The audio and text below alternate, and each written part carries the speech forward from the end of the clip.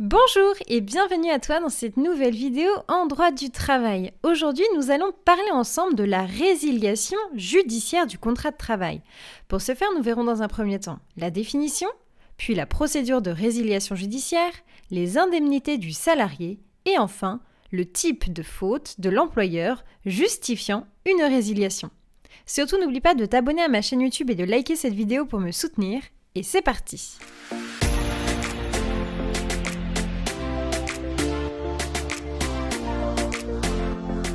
Tout d'abord, une définition. La résiliation judiciaire, c'est un mode de rupture du contrat de travail à l'initiative du salarié au regard d'une faute commise par l'employeur à son encontre.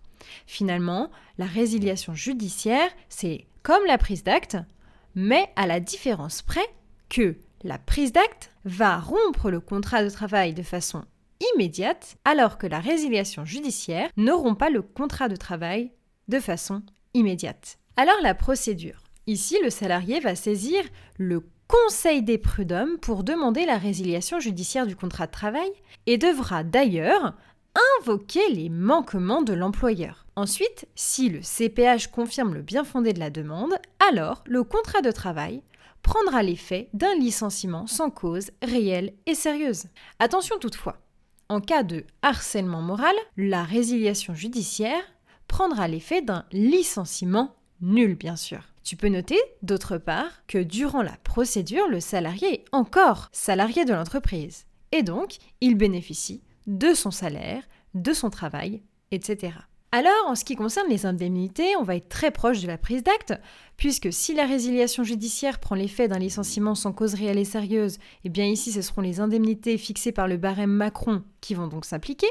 Si la résiliation judiciaire prend l'effet d'un licenciement nul, par exemple en cas de harcèlement moral, eh bien ici, on va proposer la réintégration du salarié, mais généralement, le salarié ne souhaite pas revenir dans l'entreprise et opte pour les indemnités légales qui sont égales à 6 mois de salaire. Et si toutefois la résiliation judiciaire n'est pas fondée, ici elle ne prendra pas l'effet d'une démission, le salarié ne pourra donc pas voir son contrat de travail résilié et donc conservera son emploi. Alors ensuite, bien évidemment, il peut y avoir des représailles entre guillemets entre l'employeur et son salarié, notamment en ce qui concerne un futur licenciement. Alors, la typologie des fautes, ici, c'est exactement comme la prise d'acte. En effet, l'arrêt du 19 janvier 2005 nous indique que pour que la résiliation judiciaire soit justifiée, il faut que les faits reprochés, donc à l'employeur, soient suffisamment graves. D'autre part, ces faits doivent empêcher le maintien de la relation de travail. Et ici, c'est donc un élément clé, puisque finalement, tous les manquements ne constituent pas forcément une impossibilité de maintien de la relation de travail. Pour autant, les faits qui ont donc été retenus comme étant passibles de résiliation judiciaire sont les suivants. Le défaut de fourniture de travail, le défaut de paiement de salaire ou encore le fait de retirer des missions aux salariés. Voilà, c'est la fin de cette vidéo. J'espère que la résiliation judiciaire est beaucoup plus claire dans ton esprit. Surtout, n'hésite pas à t'abonner à ma chaîne YouTube et liker cette vidéo pour me soutenir, mais également à me rejoindre sur mes réseaux sociaux, Instagram et TikTok. À bientôt!